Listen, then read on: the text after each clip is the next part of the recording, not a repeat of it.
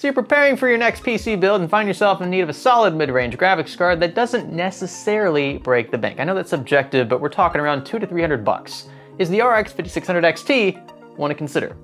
Let's find out. If you're upset about that inconsiderate Windows activation watermark plaguing your screen, snag an OEM license. SCD-Key makes it simple. You have one in a few seconds for a little over $10, paste your activation key, and you can kiss that watermark goodbye. And be sure to use my new offer code GSL for a 12% discount on your order. Let's cut straight through the BS. These are the benchmarks. I'm not gonna hide them. Probably the fastest you'll see these in any review today. And the answer is yes, this card is great value for money. But I've got to say, at one point, it wasn't that great. A recent BIOS update forced this card into a different class. I know Brian over at BPS Customs specifically noted a near 15% increase in some tests as a result of the flash.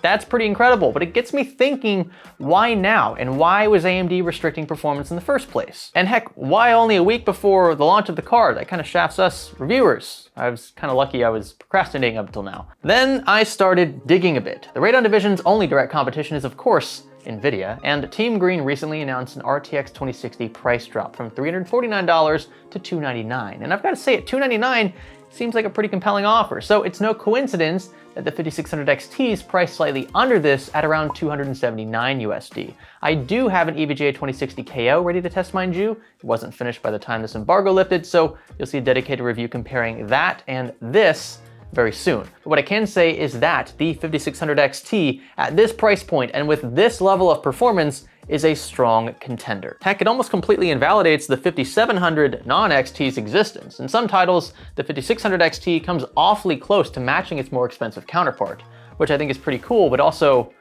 it's kind of confusing.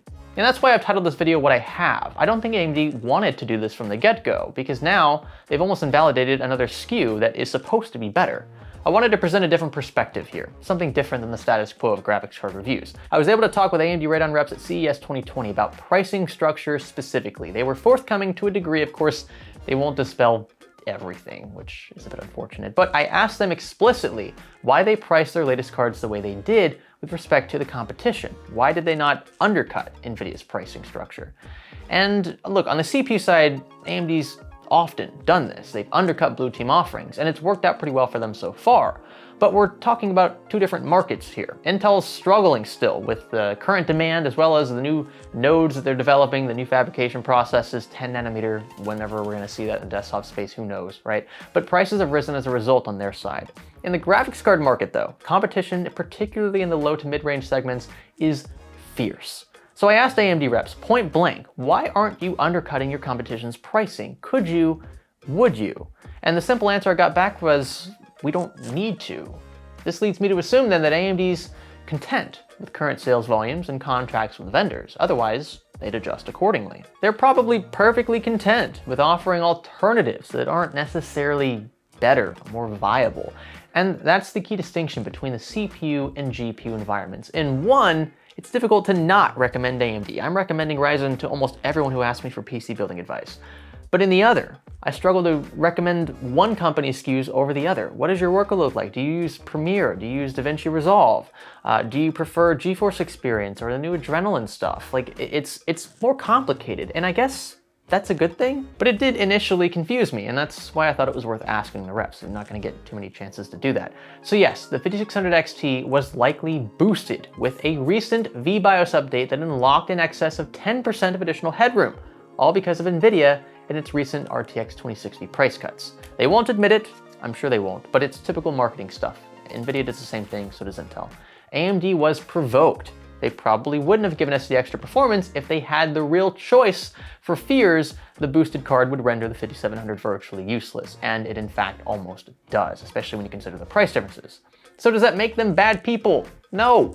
Does it make Nvidia or AMD bad companies? Absolutely not. Most companies do this when in the midst of stark competition, and as badly as some of you want to see Nvidia fail in particular, you should thank them for what just happened. And you could say the opposite, sure. Nvidia knew AMD was releasing a competitive mid-range card, so they flinched first and lowered the 2060's MSRP. In that case, thank AMD, or thank both. Better yet, thank competition. By the way, in case you're wondering, all RX 5600 XTs shipping from here on out will boast the new vBIOS, so you'll see that 10% performance bump. You might not be, comparing before and after, but you'll get all of it that you should. The card we were sent to test was the Sapphire Pulse model. That's this one here. It sports a 2-fan cooler with illuminated red branding. You'll only need a single 8-pin. The cooler was beefy enough to keep temps near 70 degrees Celsius after a 30-minute dirt rally loop. Not too shabby. It also held its own in the audio department, remaining as quiet as our enormous 5700 XT Red Devil from Power Color. Granted, that is a more powerful card, but still, it was a really quiet card under load. I'd call that a win as well. So I kind of have no qualms at all with the Pulse model here. Sapphire does it right. I recommend it, in fact. You won't find reference versions of the card anyway, so I'd say this is a great benchmark for future models we test, and you can find it linked below if you're interested. So if you like this one, click the like button, consider subscribing if you haven't already, and let me know in the comments down below how you feel about this launch. I'll catch you in the next one. My name is Greg. Thanks for learning with me.